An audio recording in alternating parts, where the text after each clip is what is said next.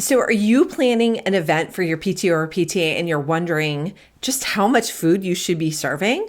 Like if you've never run or have never organized an event that involves food, whether it's for staff appreciation or like a luncheon or even just a snack, like you might just be wondering like how much food should I be offering?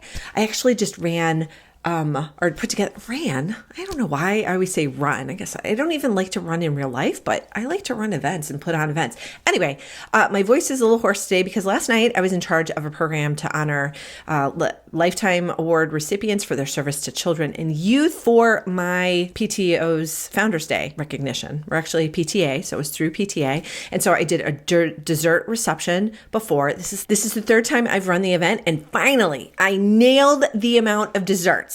I was very happy with myself, but I learned from my mistakes. So know that the very first time that you were doing an event, you are probably not going to get spot on numbers, especially if you're not having it catered. Like if you were catering it, of course, and there are professionals who deal with like knowing portion sizes and knowing how much is enough for your crowd size, then that is like a little cheat sheet to success.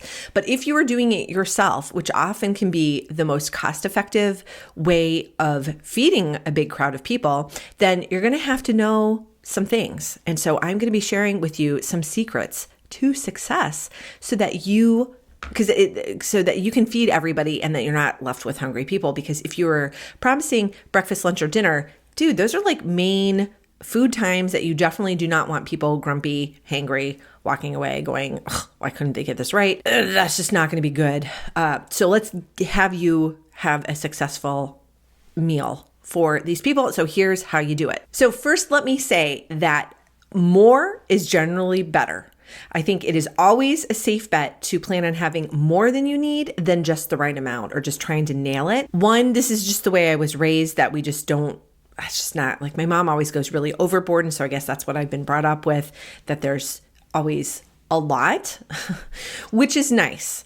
Sometimes it can be too much though. And like I said, I've run the dessert reception for that event a couple times. And one year we had like a lot left over because I think I just didn't have the experience to know because I hadn't done the event. And people were like, oh my gosh, there's just so much. And part of it was I was trying to use the full budget, which I learned this year. I did not have to use a full budget. Like the ticket prices were set higher just in case, just to offset all of the cost of the event, but restrained myself and things ended up being perfect where there were leftovers, but it wasn't like an overwhelming amount where anyone felt like things were wasted. And of course, desserts never get wasted, right? You always just got to get them to other people so that they are not adding to your own personal waste.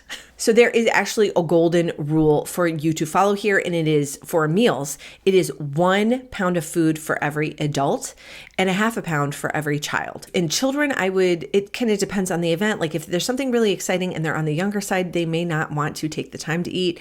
So you can kind of scale back. So maybe a half a pound is going to be too much. It kind of just depends.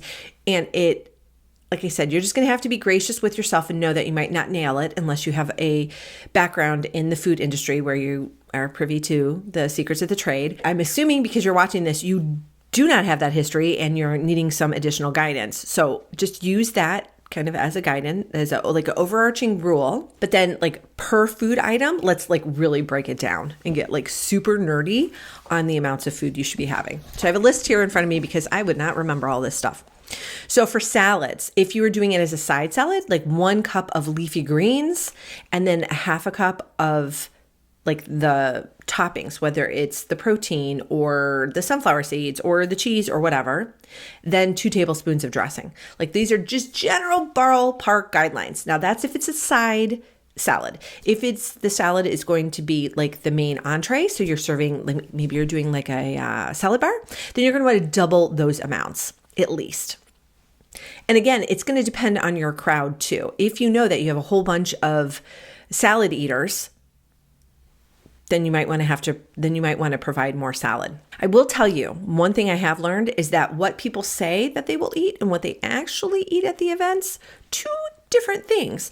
Because one year I did a staff appreciation breakfast and the teachers was like, oh no, we're trying to be very healthy and cut back on stuff. And so I did bring in a nice selection of healthier options. those were kind of left over, and all of the Danishes, donuts, and like bear claws, those suckers were all gone. So there is a disparity sometimes. So just know that too. If you are serving pizza, you want to plan on like 3 to 4 slices for women and definitely 4, maybe 5 slices for men. Kids, 1 to 2 slices at the max. And if you're getting pizza, I would get them to do like a party cut. And so they're going to be square and a little bit smaller than like the triangles, because those are going to be too big. Can you imagine eating 4 slices of pizza? That's a lot. If you are doing a buffet style extravaganza, then you want to, if you're offering bread or rolls, then you want to plan on 1 to 2 per person. If you are doing like a Mexican Cinco de Mayo fest, then you want to do like 2 to 3 tacos per person and 1 burrito per person. It's generally what you're going to find that most people are eating. If you are doing a build your own sort of event, then for protein, 4 to 5 ounces per person is a good number to stick by.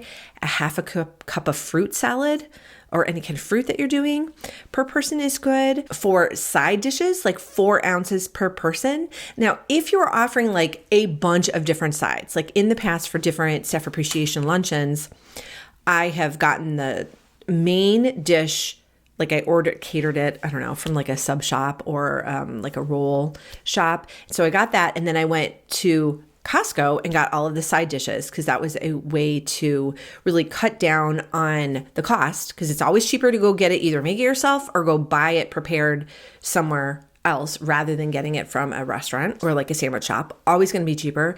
And then I could offer more options and also work in the different options for people with dietary restrictions. Like the vegans, you need to have stuff for. The people with gluten-free, dairy-free people, like you need to have all of those different bases covered so that you are accommodating all of the food preferences. Like if you have people that stick kosher or stick kosher, that's not quite the right word, who keep kosher, I guess that's the better phrasing of that. You're going to want to have kosher options for them, and you're going to want to make sure that they know that they're kosher, and maybe definitely put up little signs. Maybe even go and tell them like in advance. Like I used to have at the elementary school, there was one teacher who was vegan. And so I'd be like, Kim, this is your little vegan section right here. Like have right at it. I made sure to get you stuff. And I told other people, that's Kim's, like nobody else on staff was vegan, just Kim. So I was like, Kim, this is for you. Everybody else stay away. So actually I did get a little bit more than was necessary than just for Kim for the vegan options, because other people did want to enjoy that too. If you are doing sushi, again, that can be great for the vegans because you can do like avocado rolls. 8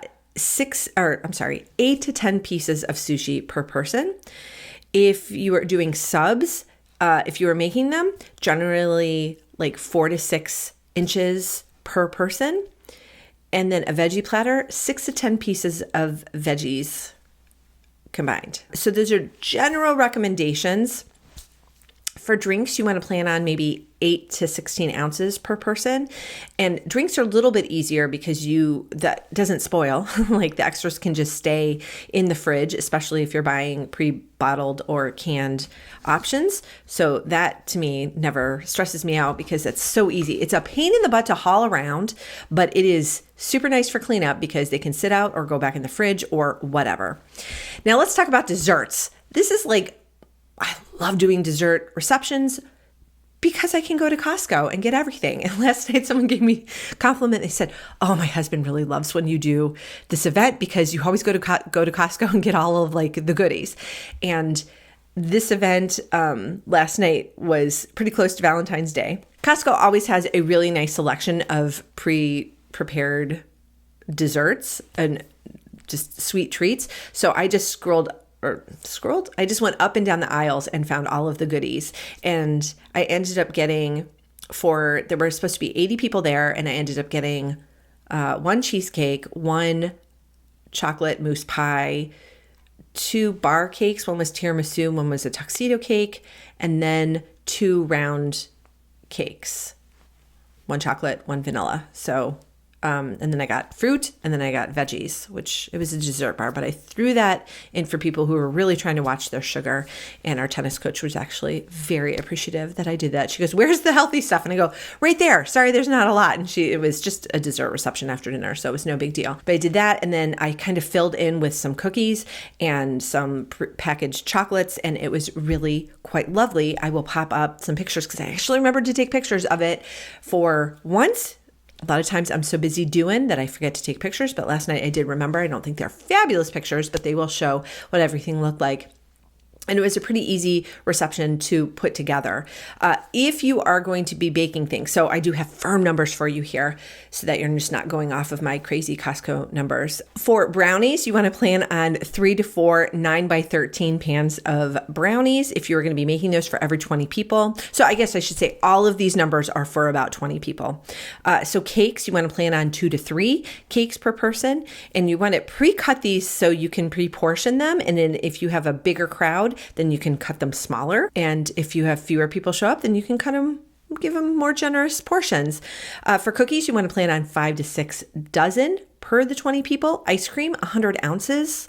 And pies, 2 to 3 pies per 20 people. So there you have a pretty good idea of how much stuff you should be getting and providing for meals. Again, always offer generous portions. I think I've never gone wrong when I've gotten more than what we need, and people generally are pleasantly surprised when you have that. And I think they just appreciate having many options to choose from, and that there's enough, and that they don't feel like they feel satisfied and happy. So you can make their bellies happy by giving them enough food. So I hope this video has so helped. If you want all of these numbers, I do have a companion blog post with a handy dandy little infographic in there for all of those numbers that I shared with like the specific food amounts. So I will definitely be dropping a link to that in the description below. So go check that out and make sure that you join me for the next video too. Want even more guidance on how to be a stronger leader so you can run a better PTO or PTA? All of these resources and more are waiting for you at ptoanswers.com.